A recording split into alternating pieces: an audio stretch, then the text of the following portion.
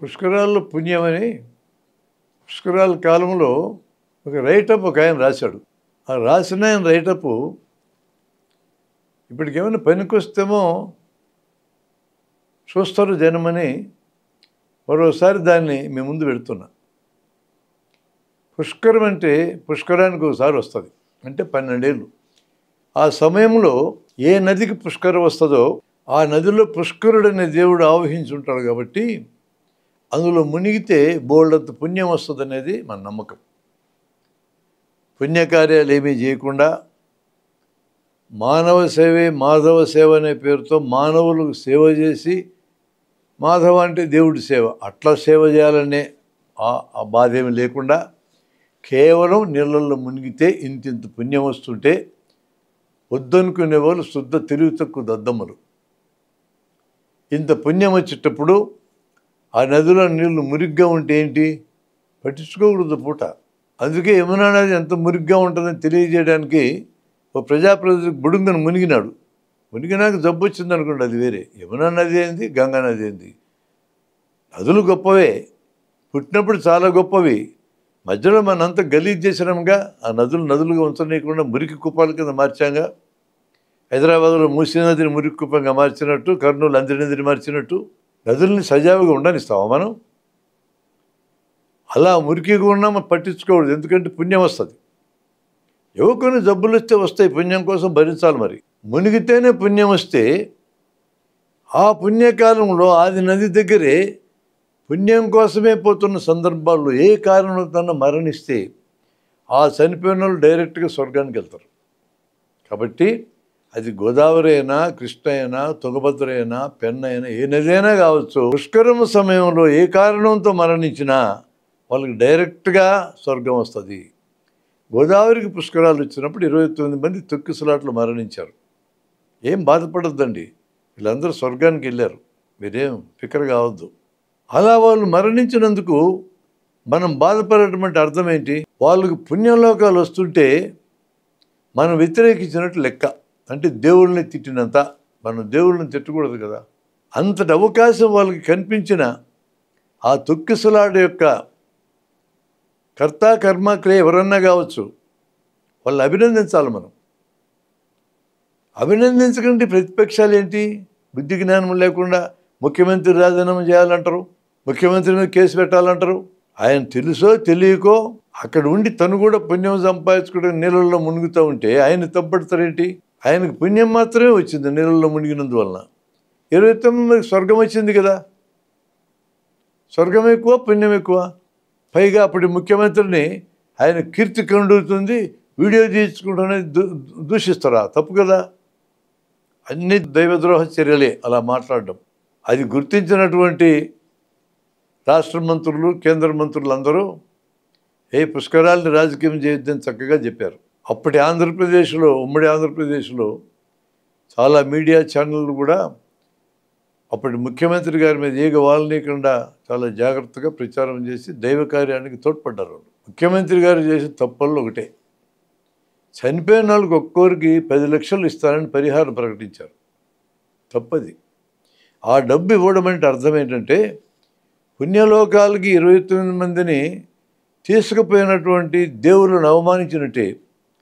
పైగా డబ్బుల్లో కొంతైనా సరే దేవుని అసలే నమ్మని నాస్తికులు ఉంటారు కదా, వాళ్ళు ఇచ్చిన డబ్బులు కూడా ఉంది కదా. మరి దేవుని అసలే నమ్మని నాస్తికుల డబ్బులు ఈ ఆస్తికులు స్వర్గానికి పోతూ ఉంటే వాళ్ళకి పరిహారం ఇవ్వడం తప్పు కదా. ఇలా డబ్బు వాళ్ళకి ఎట్టిస్తారు. అందుకే ముఖ్యమంత్రి గారు ఈ చిన్న తప్పును సరిదిద్దుకొని ఆ రోజు 29 మందికి ప్రకటించిన దాదాపు 3 కోట్ల రూపాయలు తక్షణం వెనక్కి తీసుకోవాలి, ఇవ్వకూడదు అని ఆ రోజు అతను మాట్లాడుతున్నాడు.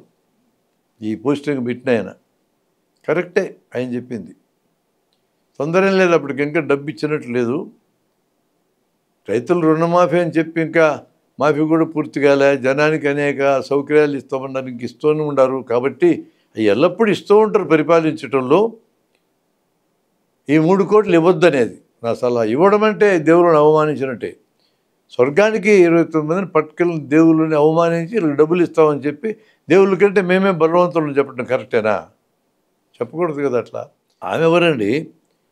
నా మొగుడు చచ్చిపోయి నేను ఏడుస్తుంటే 10 లక్షలు ఇస్తానంటారా? నేనే 10 లక్షలు ఇస్తాను నా మొగుడిలోకి తెచ్చిస్తాను అంటుందామె.